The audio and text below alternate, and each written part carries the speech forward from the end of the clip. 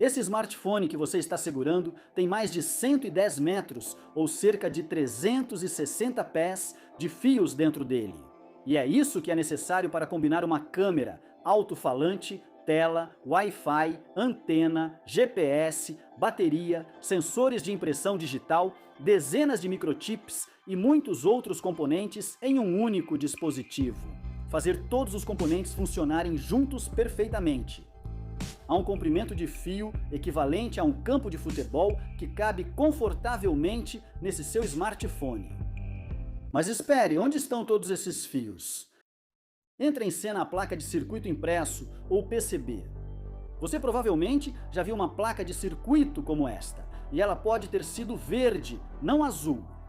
O que talvez você não saiba é que essa placa de circuito é, na verdade, um labirinto multicamadas com centenas de fios de cobre. Esta placa de circuito impresso organiza e estrutura os componentes na superfície, enquanto os fios internos conectam e permitem que trabalhem juntos. Então, o que há dentro da placa de circuito impresso e como ela funciona? Primeiro, vamos estabelecer a diferença entre componentes como microchips, resistores, capacitores, conectores e a própria placa de circuito impresso. Estes são os componentes e eles são montados ou soldados na PCB. O termo placa-mãe se refere a uma placa de circuito impresso com os componentes montados nela, enquanto uma PCB é apenas uma placa plana, sem nada montado. Certos componentes, como o display e a câmera, não são montados diretamente na PCI, mas sim conectados à PCI por meio de um conjunto de conectores e um cabo flat. Esta é uma imagem de raio-x que eu tirei desta PCB. As áreas escuras são os fios ou trilhas condutivas, e há muitas delas. E o restante do material é um isolante não condutivo feito de fibra de vidro trançada com um aglutinante de resina epóxi chamado FR4. Nesta imagem de raio-x, você pode ver várias camadas de fios, todas umas sobre as outras, mas elas não estão realmente se tocando. Ok, vamos continuar. Aqui está o principal microchip do smartphone. Ele é chamado de Sistema em Chip, ou SoC, para abreviar. Ele é montado na placa PCB em uma matriz de pontos de conexão, ou pads, chamada Ball Grid Array, ou matriz de esferas. Assim, conecta o cérebro do smartphone aos fios ou trilhas que percorrem a placa PCB. Existem muitos outros pads na placa PCB para outros microchips, como o chip de memória e o chip de comunicação sem fio, além de resistores, capacitores e outros componentes. Vamos focar em um pequeno conjunto de fios. Essas 15 trilhas conectam o SoC à câmera traseira de 16 megapixels, enquanto essas 10 trilhas conectam o SoC à câmera frontal de 5 megapixels. O maior número de trilhas permite que mais dados sejam enviados.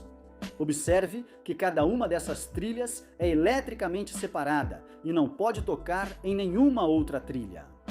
Há 32 fios roteados pela borda da placa de circuito impresso e ligados a um cabo flat que conecta ao tela sensível ao toque.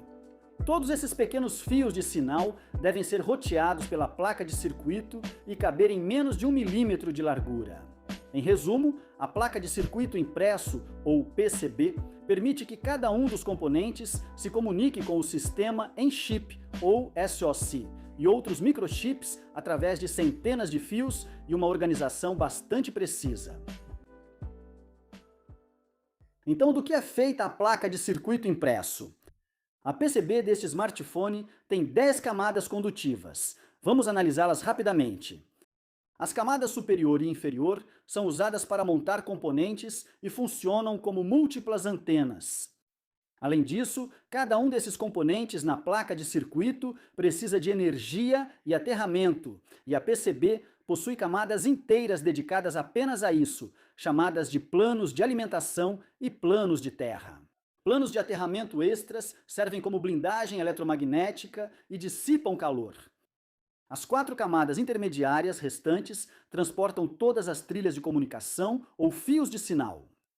Cada uma das camadas condutoras é composta de cobre, e entre cada uma das camadas há uma fibra de vidro isolante e resina epóxi que impede o fluxo de eletricidade. Esta placa de circuito tem 10 camadas condutoras. No entanto, em outras aplicações, elas podem ter de 2 a 50 ou mais camadas, mas a maioria das placas de circuito impresso fica entre 2 e 10.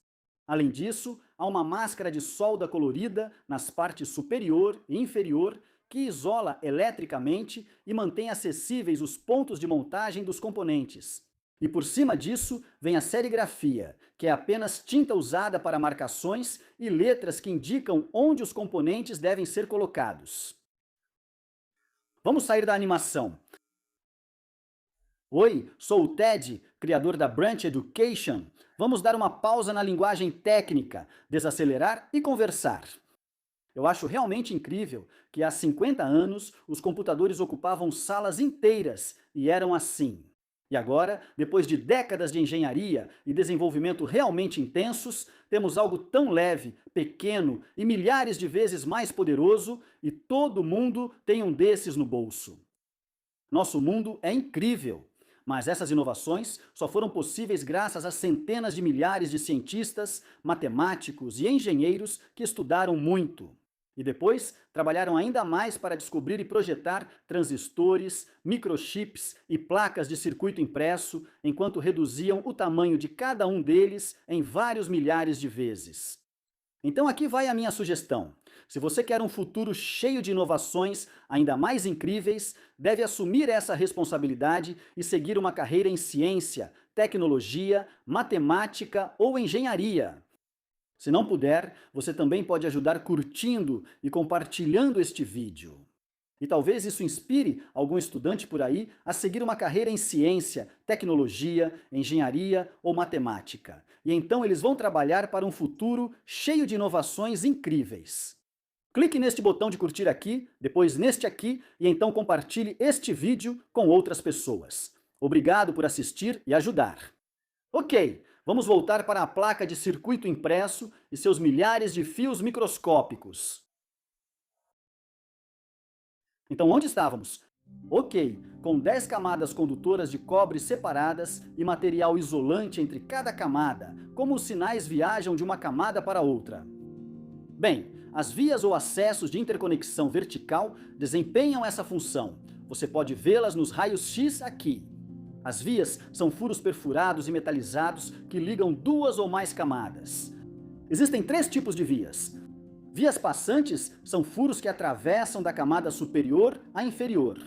As vias cegas conectam a camada superior ou inferior a uma camada intermediária e as vias enterradas conectam camadas internas entre si. Como as vias podem passar por várias camadas, quando elas passam por uma camada a qual não devem se conectar, o cobre é removido ao redor da via nessa camada. Vamos dar outra olhada em um raio-x de uma pequena parte desta PCI e em seguida vamos dar um zoom ainda maior nesse raio-x. Aqui estão os pads no lado superior da PCI para a montagem dos componentes e na parte interna. Você pode ver um conjunto de fios indo nessa direção e depois outro conjunto de fios indo perpendicularmente àquela direção, em uma camada separada, e um terceiro conjunto de fios indo em um ângulo enquanto as vias conectam cada camada. Aqui está uma moeda de 10 centavos para você ter noção da escala desses fios. Os fios intrincados na placa de circuito do centro do seu smartphone são impressionantes. Certo, vamos seguir. Cada modelo de smartphone tem formato e especificações próprias. Por isso, cada um possui uma placa de circuito impressa única, projetada cuidadosamente pelos engenheiros. Por exemplo, alguns smartphones separam as placas de circuito impresso superior e inferior, sendo a maior chamada de placa-mãe e a menor de placa-filha. Alguns smartphones mais novos empilham as placas de circuito para liberar espaço para baterias maiores e mais câmeras. Outro ponto importante é que essa placa de circuito impresso é leve e compacta. Ela pesa pouco menos que uma colher de sopa de água. E enquanto cabe dentro do seu smartphone, os engenheiros vêm inovando continuamente, tornando microchips, resistores, capacitores, indutores e conectores o menor possível. Alguns desses componentes são menores que uma pulga.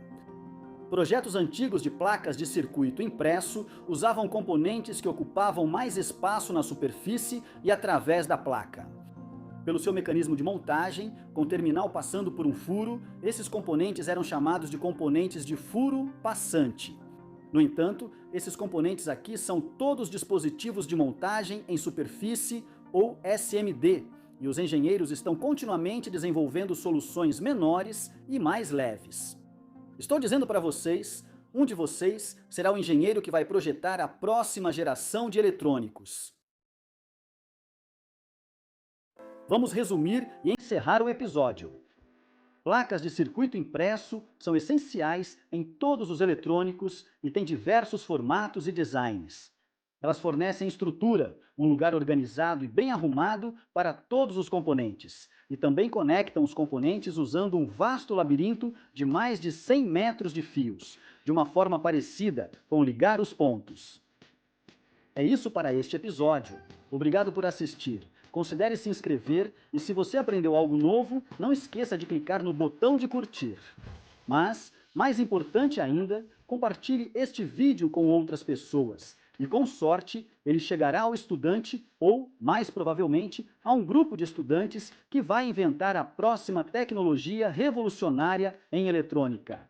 Este episódio se desdobra em a fabricação de PCBs, o design de PCBs e todos os componentes que são montados na placa, como o sistema em um chip e a unidade de estado sólido. Faça perguntas nos comentários e até a próxima, reflita sobre a simplicidade conceitual e, ao mesmo tempo, a complexidade estrutural do mundo ao nosso redor.